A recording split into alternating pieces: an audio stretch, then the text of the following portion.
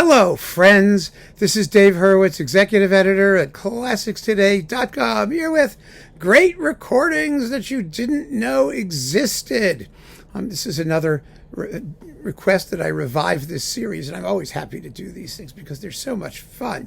And this particular great recording that you may not know existed is Maurizio Pollini's first recording, his first, of the Chopin Etudes.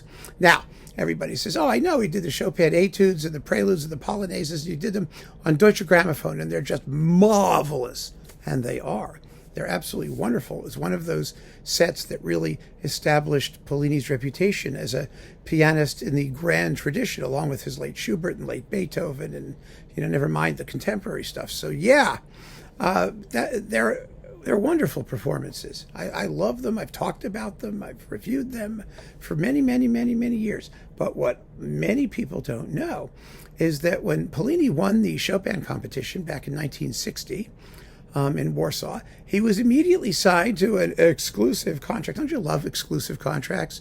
They're exclusive until they're not. You know what I mean? He was exclusive to EMI for 2 discs, only one of which came out.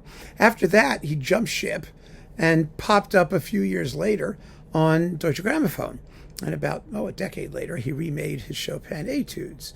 And that's the version that came out. So what did he do? Well, he won the Chopin competition, so he made some Chopin recordings. He did the first piano concerto. Remember, I think it's Paul Kletsky conducting and some other pieces.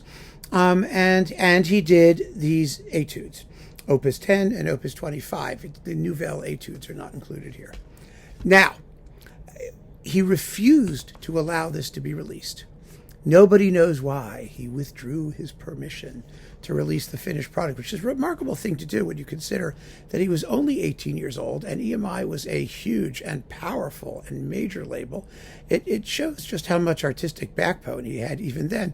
And then, just as puzzlingly, in 2011, he approved these to be released in remastered form, and they came out on Testament.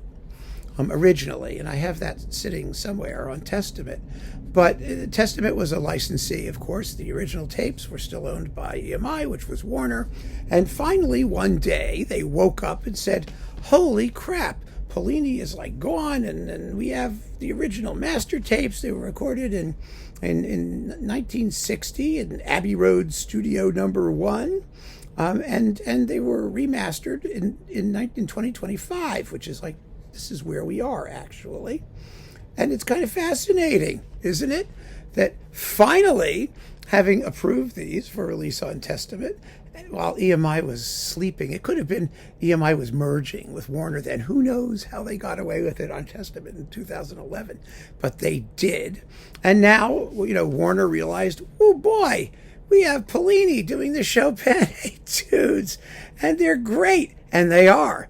I mean, he was hot off the presses, fresh from his win at the Chopin competition, and before he made his Deutsche Grammophon Chopin stuff, but he was amazing. He was amazing even then. He was remarkably talented. Jed Disler reviewed the Testament release for us on ClassicsToday.com. You could go read that review. It's a wonderful comparison between these and his DG remakes.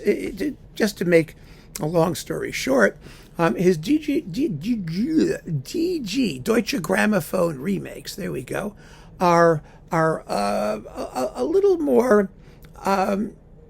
what's the word, less free.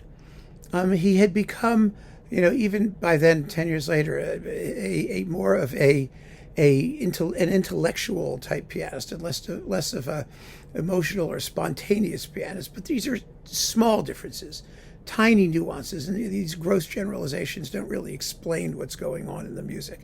You have to sit and listen and do some serious comparisons, and I wish I could play them for you, but I can't. We can do it on ClassicsToday.com, where you can go and read Jed's review and hear some actual comparisons, I think. I think you can there, but we can do them over there anyway. Here's the bottom line. Here's the bottom line. I mean, the Revolutionary Etudes, fabulous. The Winter Wind is amazing. The Butterflies, or whatever they are, all the things that are named after things, they're really, really good. he was a great, great pianist from the very beginning. There's no question about it. And there are no etudes where you could say that he's clearly off base or putting a foot wrong or being eccentric or grotesque. I mean, that wasn't his thing. He was technically masterful in all of the tricks that these etudes force you to master in order to play them correctly. And expressively, he's always on point. He's just a great musician. He really is. And most people do not know, because it didn't come out until very recently, that there is a non-Deutsche Grammophon complete Opus 10 and Opus 25 Chopin Etudes disc featuring the young, fabulous, great Maurizio Pollini, which is, I just think, totally cool. That's what happens. Sometimes things get released without permission anyway, and they suck, but not here. Not here. I mean, Pollini had a standard, and he never deviated from it. He really didn't. So keep on listening, friends. Thanks for joining me. Take care.